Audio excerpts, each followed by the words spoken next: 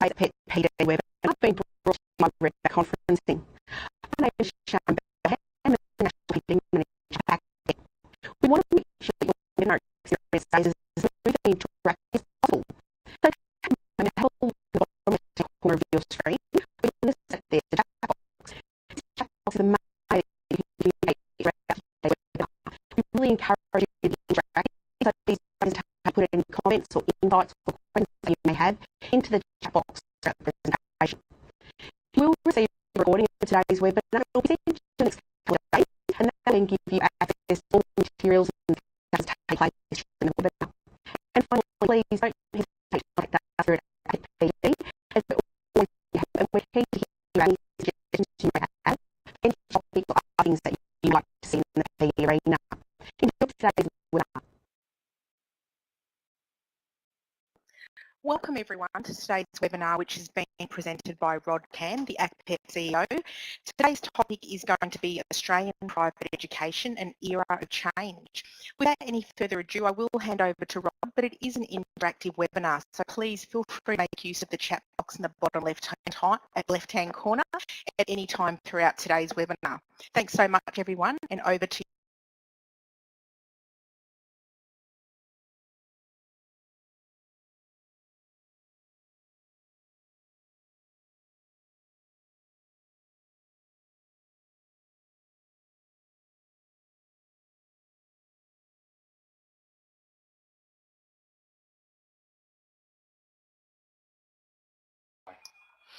Hello everyone, I'm hoping you can now hear me okay. I saw a couple of people said it had dropped out. I made the obvious error of failing to turn the mute off, so there you go. Look, thank you for your time today, and thank you for spending some time with me. Can I emphasise Sharon's remarks in that I'd like it to be interactive today. I don't really intend for the presentation, if you like, to go on for too long, because I'm really interested in your perspectives as we try and really rebuild some momentum in private education. And I think we would have to acknowledge that we are going through yet another era of change. You know, there's been turbulent waters in the past, which I'll reflect on. Not too much, but I'll reflect on. And I guess I want to touch on what's becoming almost a two-speed economy, if you like, if I could use that language. And certainly, ultimately, I'd like to talk about where to from here and share a perspective that probably ultimately only quality matters and only integrity matters. So I guess when you start to look at private education, it's hard not to quickly form the view that we have got one sector, it's called private education, acknowledging that there's both a higher education and a vocational education component to that. But there's almost two stories, and two quite separate stories, but ultimately we have to redesign a future and make sure that it's the one future that we're driving towards. So what are those two stories? I think the first one I'd like to touch on is the whole international space. We spoke to you before about the industry being the third largest export industry in Australia. That is an amazing achievement. In some states and territories it's actually higher than that. So education and knowledge remain absolutely paramount importance to Australia's future, not just ours as an industry, but to Australia's future. So that's really important. And here's the odd thing. Internationally, Australia's recognised, sure, as not a low-cost destination, but a high-quality destination.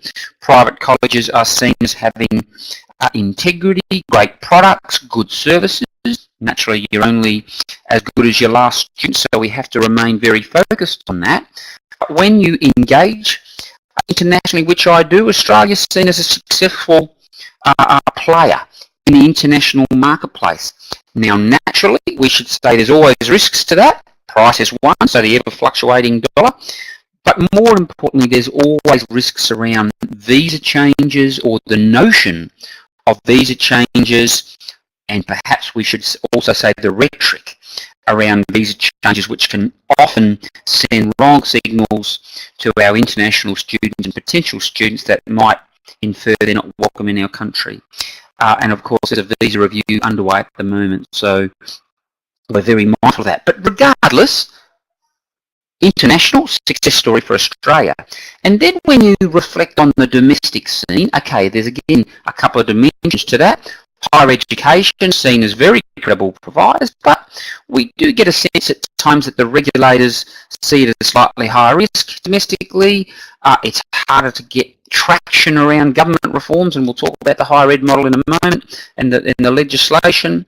And then when you talk about that, of course, domestically at the moment, unfortunately there has been some reputational damage, and I think governments are not necessarily feeling that confident about the sector in a sense. There's a real sign of doubling up of regulation. So yes, ASQA was constantly doing some things, but so are states and territories around funding contracts and the things.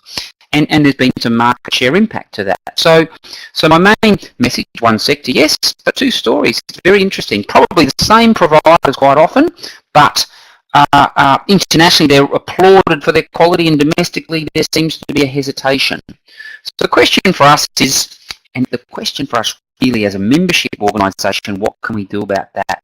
You know, what can ACPET do to help this journey? So I always like to start with the economics, and I'm going to focus for a moment on the domestic scene. This is both in tertiary, well, in higher education and in vet.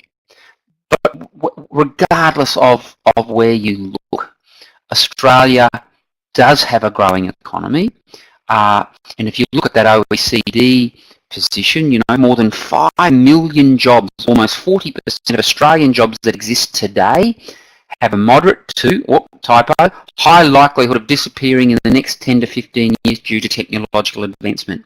Now that brings lifelong learning to the absolute fore, in that it's not just about achieving a qualification and moving on. This constant tapping into the resources of knowledge, both in higher and vocational education and training, are really important. And if you look at jobs growth, there's still lots of job growth out there. If you look at the healthcare sector alone, or the health sector alone, already the largest employer in the economy, and also creating the most jobs. So tremendously great opportunity for young and people and existing workers around those jobs, but they are skills based.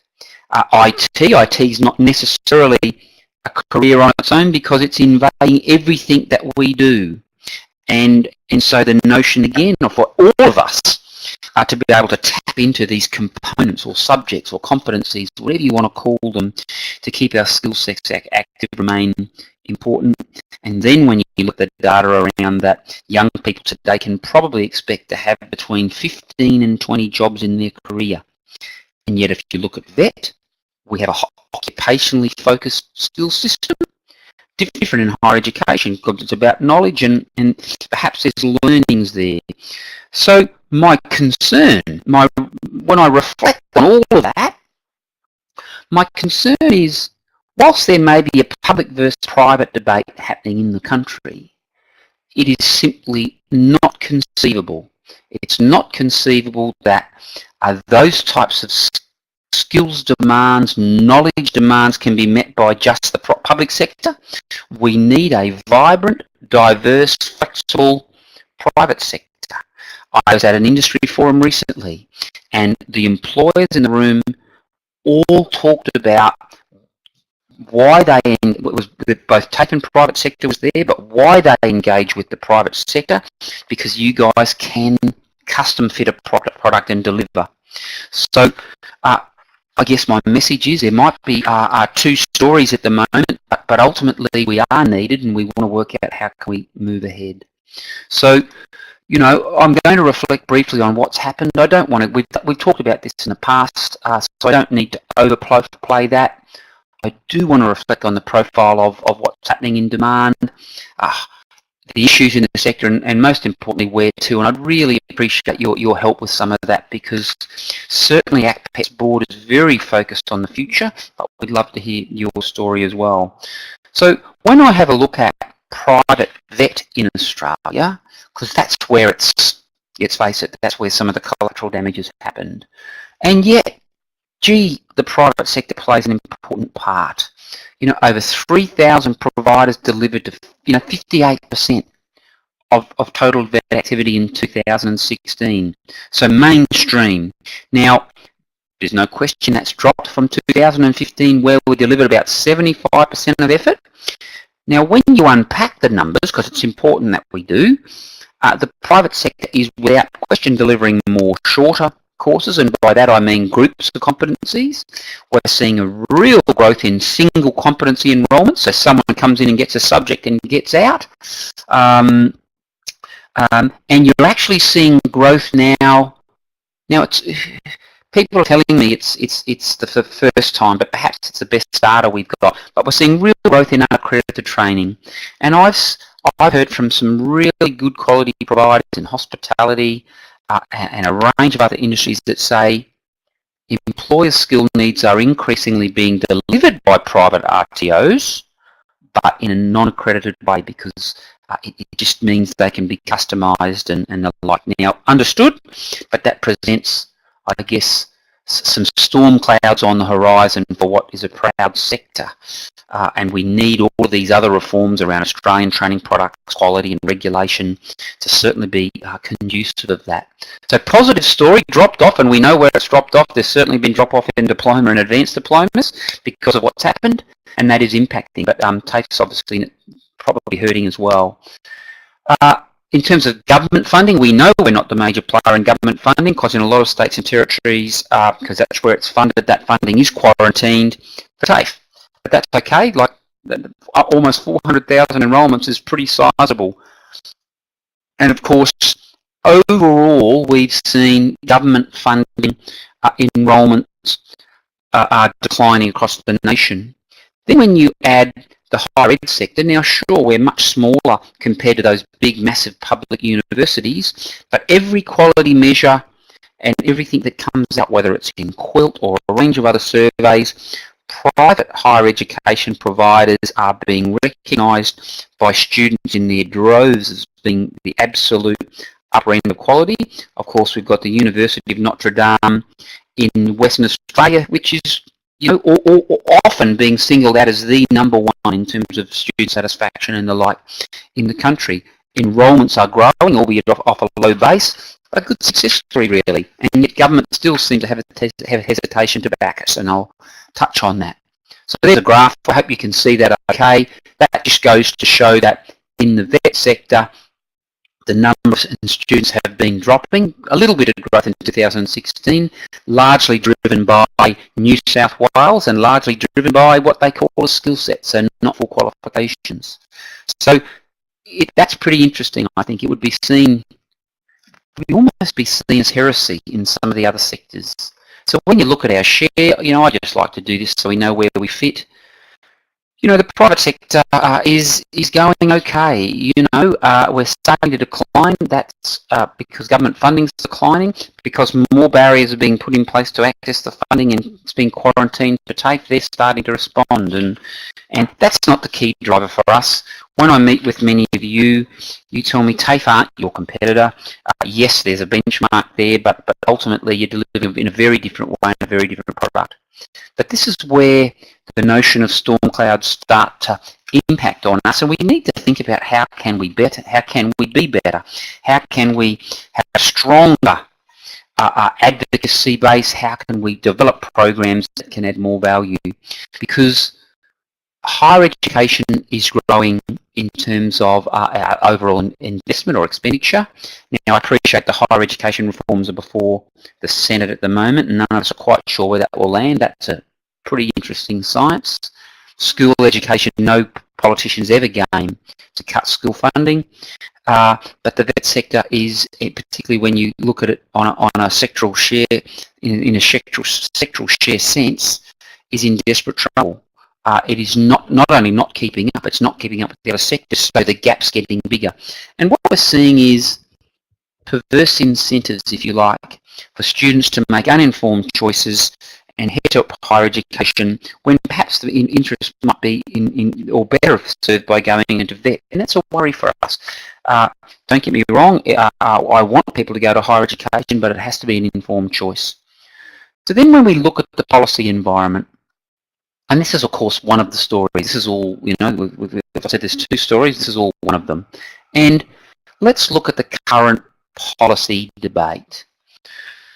So we've got the higher ed reforms, you know, that's fine. What it hasn't done for us is remove the 25% admin fee for our students. I still can't believe that. We're working hard with the crossbench. We have a shared ticket, if you like, with Kofi and TAFE Directors Australia.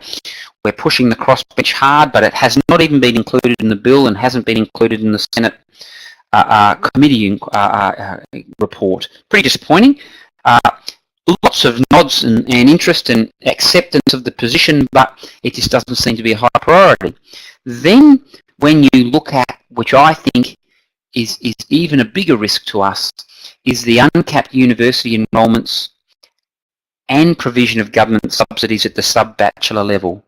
So diplomas, advanced diplomas, as an example. Now, what that means is we've now got two incredibly different delivery mechanisms in our sector at the top end of it, at the lower end of higher education. One constrained by lots of rules, lots of caps, students having to access portals and constantly select the provider, lots of bureaucracy, quite difficult, and the numbers show that. Whereas higher ed sector is completely different, and it appears, you know, there's still some water to go under the bridge, but universities will have pretty much an open checkbook where they can really throw themselves at sub-bachelor places, including incentives and iPads, which some universities do. And our private higher education colleges have also been excluded from that. Again, I don't understand that. There's no signs that that would be a problem, and we're raising that as well. So we're quite concerned about that. So again, some confusion. Then I've already talked about the state and territory budget pressures. They call it the vertical fiscal imbalance. In other words, the states have got all the costs, namely procurement and managing TAFEs, and the Commonwealth's got all the money. But more importantly, I think there's signs now of a risk-averse nature to government procurement. Yes, that means adding bureaucracy to what you do. But if you've seen the media as late as today, where you've seen a good, reputable private college close its doors, long history of achievement. Why? Because they're being starved of funds. So there's some review that's underway.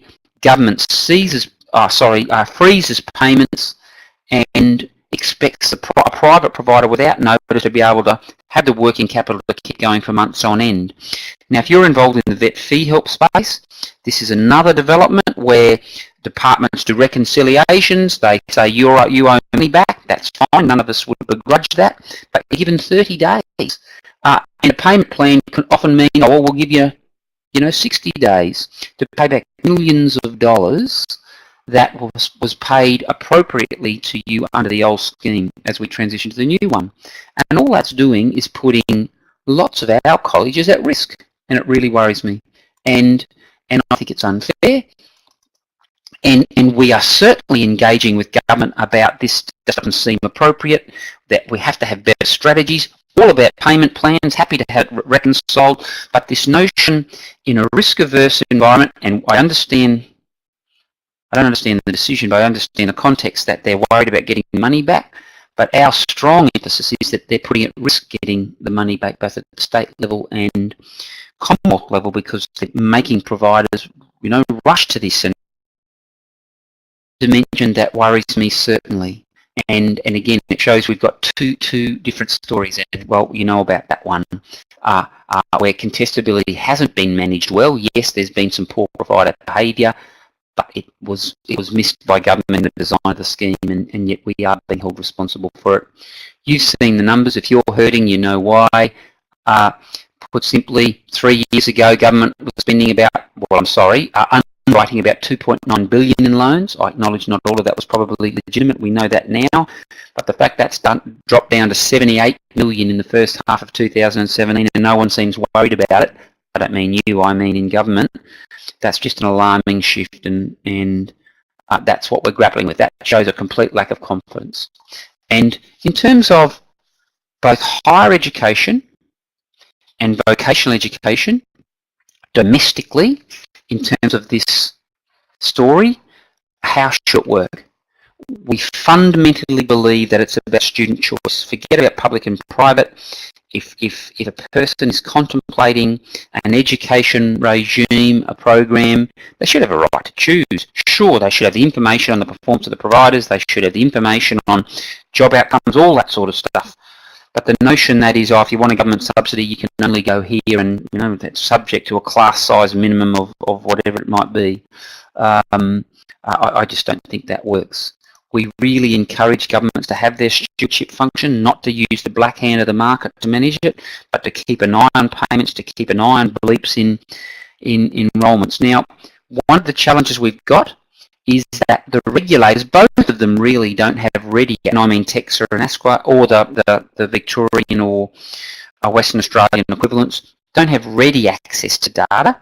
In that, if you look at ASQA as a regulator, they get the data pretty much when everyone else does, so there's large lags in it, whereas they should have enrolment data that's at their fingertips, and if they see rapid enrolments in a particular area, they should be able to bring the provider to the table, so a more shared partnership and an engagement.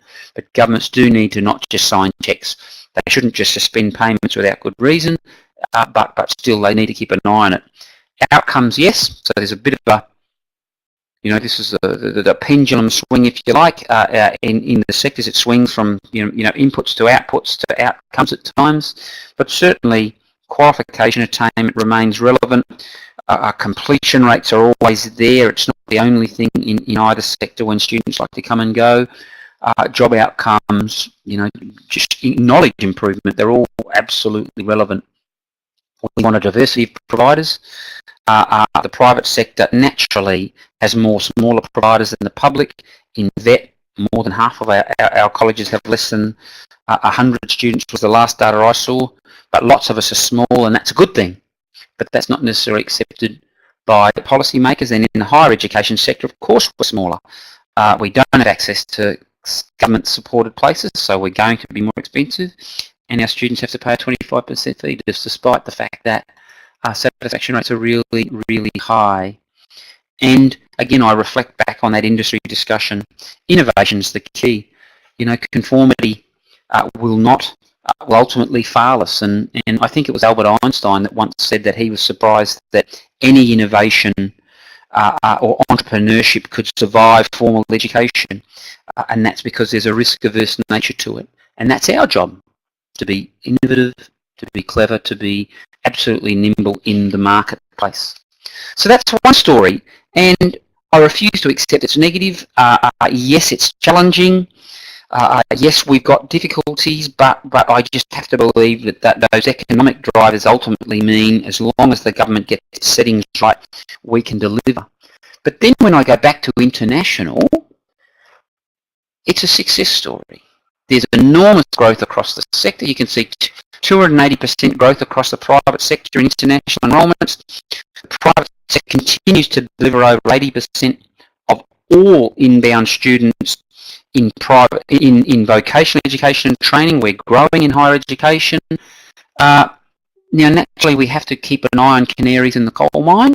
If you go back to the bad days of 2008, that again was the canary, in that suddenly growth was too fast, and it was up at 60 and 70%, and I guess everyone should have known that was too fast, but no one did anything. Well, not anymore. We'd have to keep an eye on it, and I think governments hopefully do. We certainly try and engage with them on that. At the moment, it's nowhere near that. Yes, it's growing quickly, 16%, I think. Last time I saw a number, it's probably about right. But obviously there was some fallout from recent visa changes where there was inference and the impact was, or a change was made to student visas. It wasn't, but the fact is it impacted on our sector. But a really good story, no matter where you look.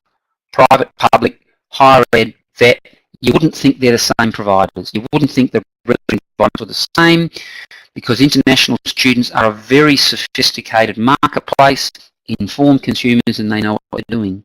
So I just find it pretty interesting when you look at it as almost a segment. And when you look at the drivers of international education, by the way, I think this equally applies to domestic education. It shows that the world is hungry for knowledge, so there's still plenty of opportunities. Yes, we're probably overgeared and overly reliant on both China and India, and we as a country need to be helping our supply chains look broader than that, and I know that there's a lot of opportunity slowly growing in Mexico as an example. But the big drivers in international education remain globalisation. This whole, the world is changing fast. I guess at the moment it's a little bit more unsettled than we'd like, but the world is changing fast. Large companies are increasing their reach. Social media, internet, all of these things are meaning the world's a much smaller place, particularly for education. Our role is to be absolutely responsive to those skills and knowledge needs. Now, borderless learning often is taken as the internet, MOOCs, online learning. Of course, it's much more than that. Certainly, if you read the literature, it's increasingly talking about the need for community, a sense of belonging through those types of mediums. So students aren't just looking for an online learning exercise. They want to be part of a community. They want to engage with their counterparts and their peers. They want to be part of syndicated learning. And all of that's a challenge for us, but innovation remains the key. There needs to be a market focus, certainly, and I know Austrade have an important role for all of us across the world and have got great information that supports it. But even better, I think we need even better information that helps us identify our own strengths and target potential economies, both for exporting students, so bringing students home to Australia to train, and obviously agents have a role to play there, but also for transnational opportunities where providers are increasingly going offshore and setting up. There's plenty of examples in China, some examples in India, are challenging ones because, as you know, high volume, low margin, and in Sri Lanka and some of these emerging economies. Of course, the sense of family is important as well. You know, travelling overseas to study, or even if you are just in an online environment, you get a sense of isolation. So we do need to create a notion that studying in Australia or with Australia, you are part of a cosmopolitan society and a sense of family. And of course, this other term, an odd term, Australianness, doesn't matter which country, I guess, if you like. We should be proud of how we deliver and what we deliver and what our qualification frameworks are, because ultimately that's our strength and it's recognised as our strength.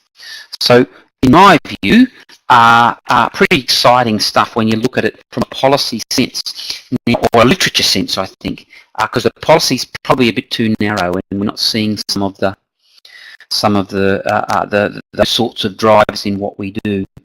So when I think about how we bring the sectors together, and by that I mean so both are a success story, both are recognised for their resilience, their innovation, their quality, there's a couple of basic features. Certainly the future framework, it's probably for knowledge development in Australia because it's not sectoral specific. There are some key elements from our view. Innovation and diversity is what you do, it's what we encourage, it's what government require, it's what the marketplace requires, it's certainly what employers require. And we have to resist these moves towards conformity. We have to resist this notion that a risk-averse nature, both to funding and regulation, could ultimately mean we have vanilla products that's not going to stand the test of time. And I'll be interested in your views in a moment about how we can resist some of that, because it's a challenging environment. Regulation, I've already touched on some of that. The NVETRA Act, if you like, is being reviewed at the moment, so that's what underpins the Australian Skills Quality Agency. We are emphasising that the future regulation is about partnership. It's not about doing it to us. We should be part of the exercise. Not every audit has to result in a cancellation.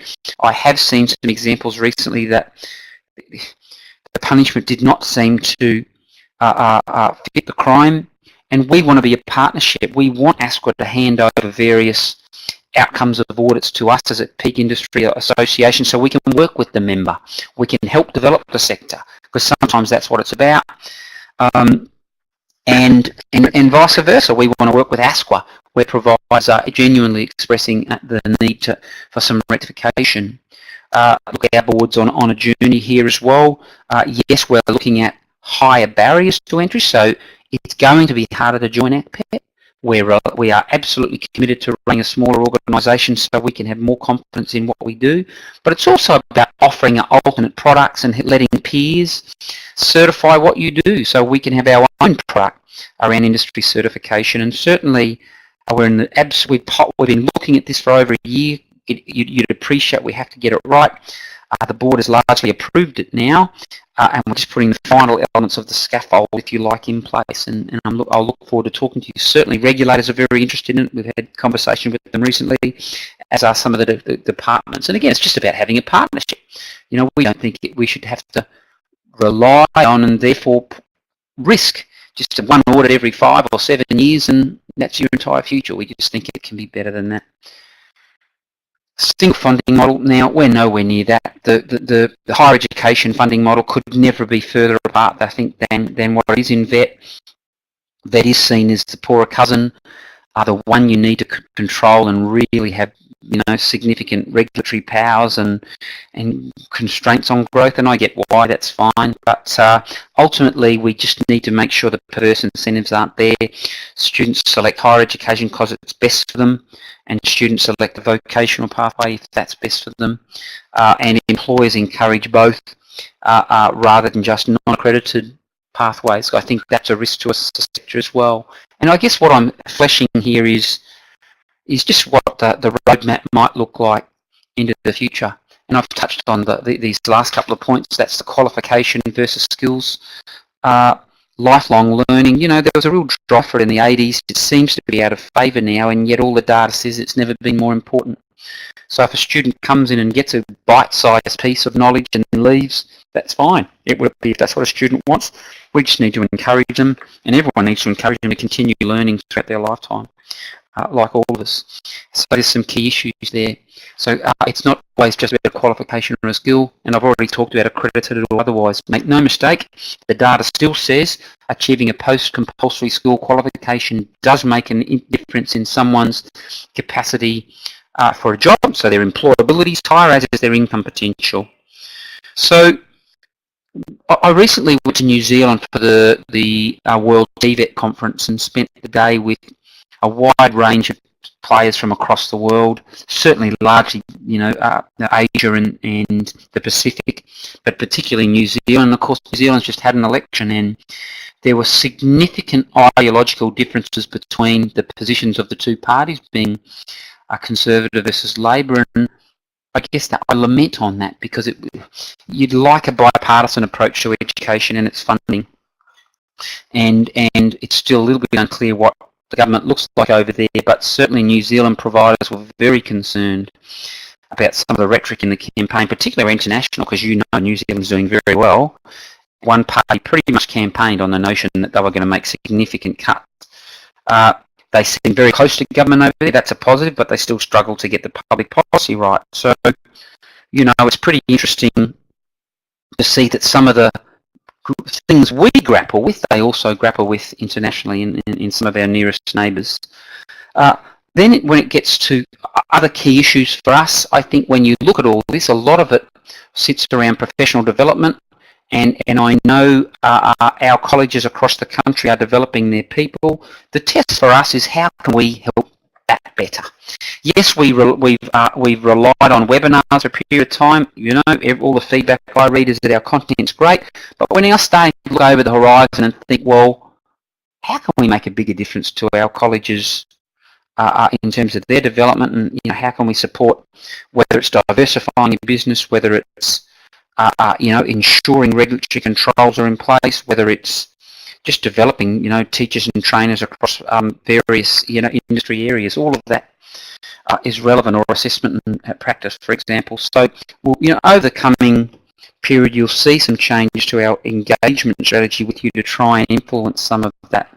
We're also toying with, and here's the hard one, we want to create more opportunities to have debates with policymakers, including regulators, across the country.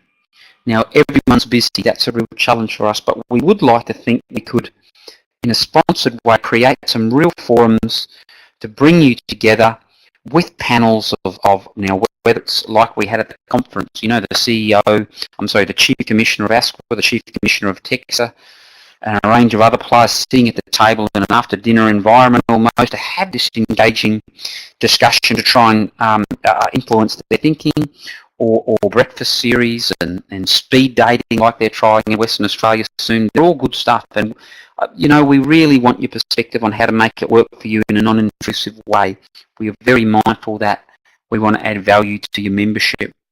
So I said at the start I would not speak for too long because I wanted to either give you the chance to engage in the discussion, and I appreciate that's via typing messages for the time being, or to get back to your busy days. But that's all I really want to do to frame the discussion. In summary, I am intrigued by the one sector, two stories notion. I think there is evidence that it's there, in my view anyway. But I'm going to hand it over to you and just see if you have some views that you want to share. So Sharon or Dylan, perhaps we could have a look at how to facilitate that. Thanks so much. So yeah, please. I guess I could say, are there any questions? At the moment, so we do have some questions coming through. Rod, just one from me. You mentioned about innovation and diversity, and you recently attended the TVET in New Zealand. Were there any key issues that you found there that would resonate with?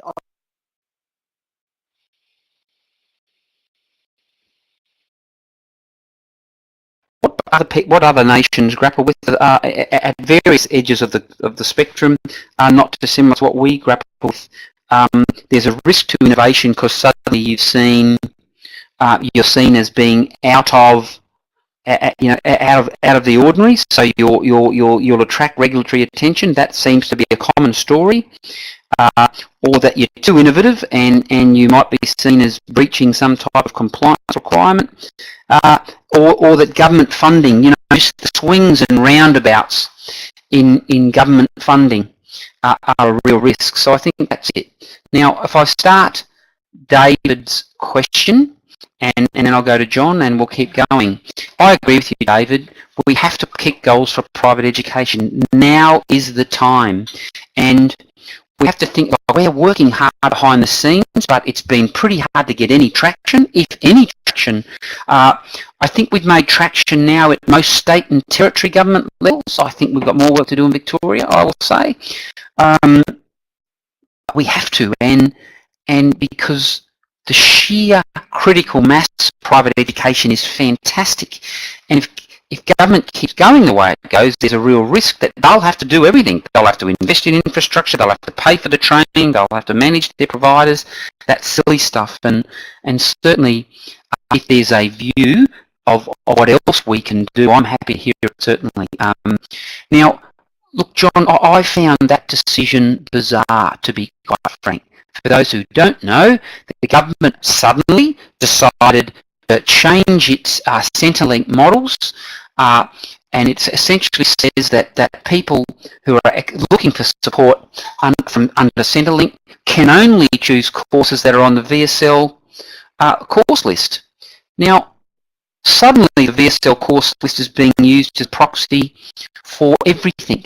Now, you and I know it's incredibly narrow, and it misses large parts of the economy, and it misses the microeconomy, particularly in the creative arts, where people can have a lifetime of employment, but in lots of mini jobs rather than one career, and it's been missed. We are absolutely lobbying government over this, but you know what? What we've found is it's almost impenetrable. We are pushing hard, we're raising it, we've got the media on side on that issue. You've seen some recent editorials in the Australian Financial Review sort of saying, is this the right model? Really worried about it. Thank you, John, and we are certainly working hard trying to get sense of it. But I can tell you, look, the Commonwealth Government has rarely been one to telegraph its punches on funding change, and that's because they don't want an adverse change in the marketplace before the funding rule comes in. No problem with that. But it is unusual that they don't consult with not just us, but any peak bodies on these changes. So we're trying to make sure that those doors are opened up again. Well, look, what niche providers are doing well, what niche providers are doing well for new colleges? I think I understand the question, David. The private sector is very niche. Lots of really small providers doing absolutely unbelievable things, but for a small number of students. So that means they're easy to pick on, I'm afraid. And it also means we're more, if you are involved in public funding, you're more susceptible to rapid changes. And I think what we're looking at, and I met with Sharon and Dylan today about a complete recut of how we communicate, and I mean it'll in my view it's everything from this catalogue thing that we have, which should better describe everything that you do, but it's how we capture good news stories. Local media loves good stories about providers, but we've been clunky in getting them, and we're having a look at that as a comms exercise, but we're also looking at different technology to be able to reach out and engage with our smaller providers. It can't always be a person knocking on your door and having a chat, like no one can resource that, but we want lots of clever technology and effective ways to engage with you, and because I think the more we do, the more we can influence and encourage government not to have a view as to what the right number of providers or funding envelopes are. You know, I occasionally hear regulators talk about this fabled 4,600 colleges in VET, which is not the right number. You've just seen it a minute ago, it's just over 3,000 that are actually delivering accredited training. But they say that's too many. And I just don't understand that. Surely that's for a market to resolve, get the platform right, and then you let the market resolve it. Higher education, the barriers to entry are much higher, that's a good thing, but 140 odd colleges that are in the system, we've got to encourage to grow and develop. So I think that's that question. Sharon, back to you. On a little bit of a different topic, Rod, I know members quite often anecdotally speak to me about how RTOs have been struggling to remain open, especially over the last 12 months. And we've had, obviously a lot of activations through ACPET. Do you think we're coming to an end of this sort of period?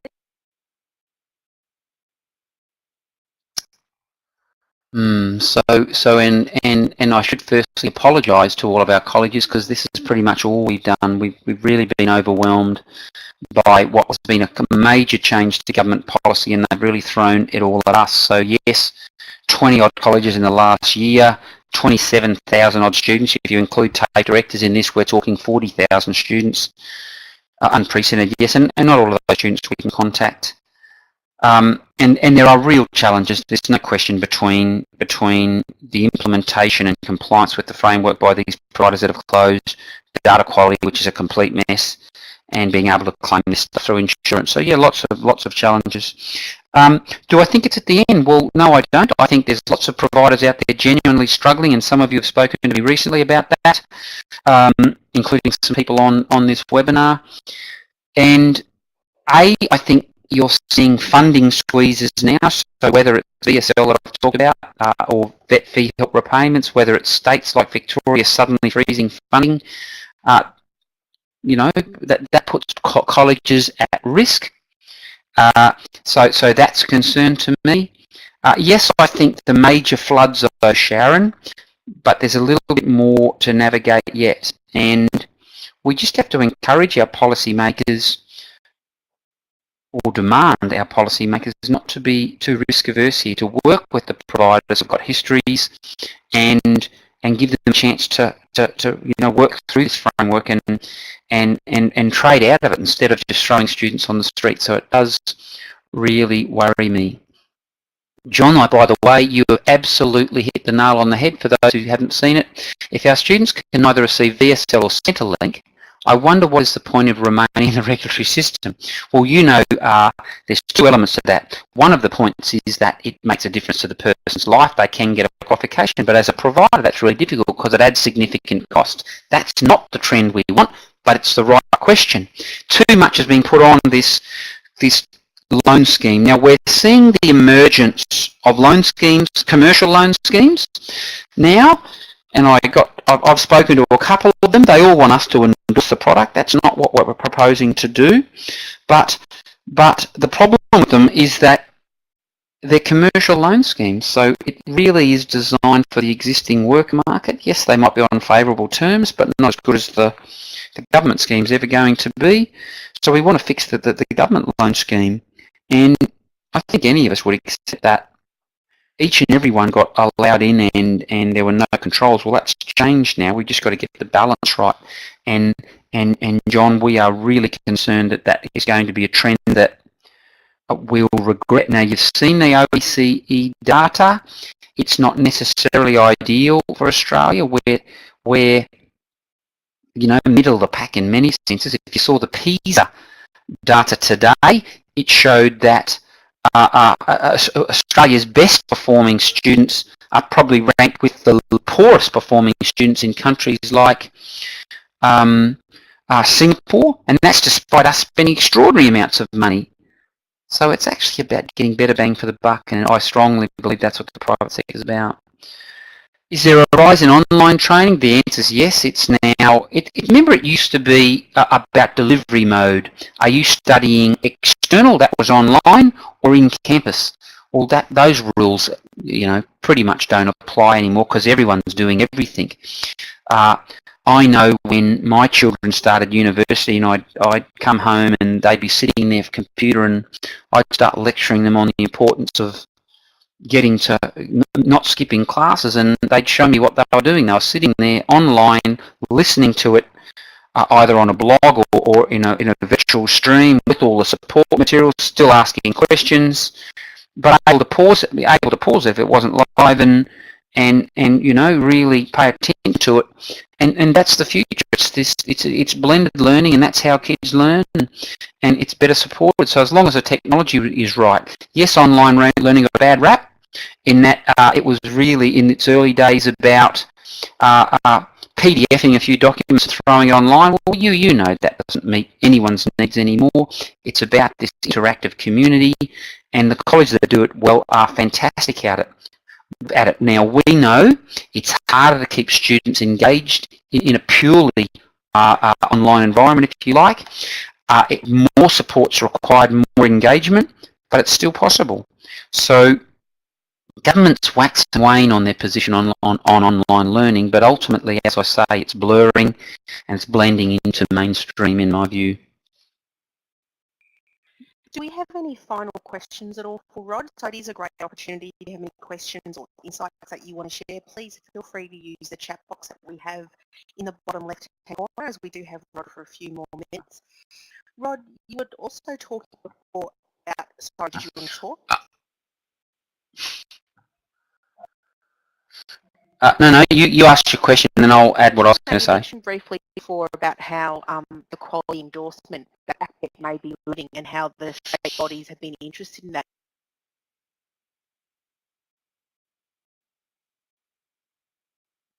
I can, but before I get to that, what I'd like to comment on is the notion of topics. I really enjoy these sessions, and I also really want to, as I say, have a few really high-profile series events across the country to engage with you with the key decision makers in this country. But what I'd like, and you don't have to do it now, you can email them in. I'd really like your view as to what topics you want us to be focusing on. You know, what would make a difference to your business? What would help you? What are the key questions you want to ask of decision makers, and we can structure it around it. Look, in terms of industry certification, it's simply about not relying on regulators. It's about us getting our own backyard in order and celebrating the real excellence that's out there. So that's about a fundamentally different model where we're ultimately about engaging with you, talking to your students, talking to you, talking to your teachers and trainers, getting a vibe of the college, if you like, if I want to use a clumsy term, and I guess authenticating your real engagement with education and your commitment to ethical education through a panel of independent peers. And we want to give you, I guess it's a bit like the heart tick, because we as a sector cannot sustain another period like we've been through. We learnt that in international education. It looks like we've learnt from that. Again, we'll always keep an eye on it. We need to now learn from it in VET, but I've been really disappointed that the behaviour of a relative few has even impacted on our ability to leverage reform in higher education for our private colleges, who are largely absolutely committed to doing the right thing. So, and it's about that model being supported, and it is supported certainly by Valerie Braithwaite, who's the reviewer, certainly by the regulators, but of course they want to see the proof is in the pudding. Yes, John, we absolutely need to do that. We've been trialling a couple of online forums, if you like, through LinkedIn. Now, Sharon and Dylan have been having a bit of a look at what's the best medium for that. I'm probably the wrong person to have a view on that, but I want to do it. I want to keep it in the club, and I want us to be able to share views and build a real momentum about what we come talk about. And Sharon, I don't know if you wanted to add your perspective on that. Yes, certainly. Thank you so much, John. You've made my day with that lovely comment, because it does support what we're hoping to do for members and hopefully non-members. One of the things that I believe in is trying to upskill the whole sector and to provide information that everyone can exchange. So Dylan's been looking into some different mediums, and so we're looking at perhaps putting together a platform within the ACPET website where we can post you some videos or some podcasts of when Rod's spoken to some influential key players in the area, and you can all respond and have an engagement with that as well, and also put there some testimonials of members' journeys and what they've learnt along the way, and areas that they're doing that they were struggling in but they've now got success in. So it's great to learn from each other and have that exchange of views like you're talking about. We do currently have some through LinkedIn, as what Rod was mentioning. We have 4 community of practice forums that are mainly aimed at the vet teacher. So it's got things like how to do good assessment, how to do online learning, and also how to do some other areas as well. But Rod, I'll hand back to you because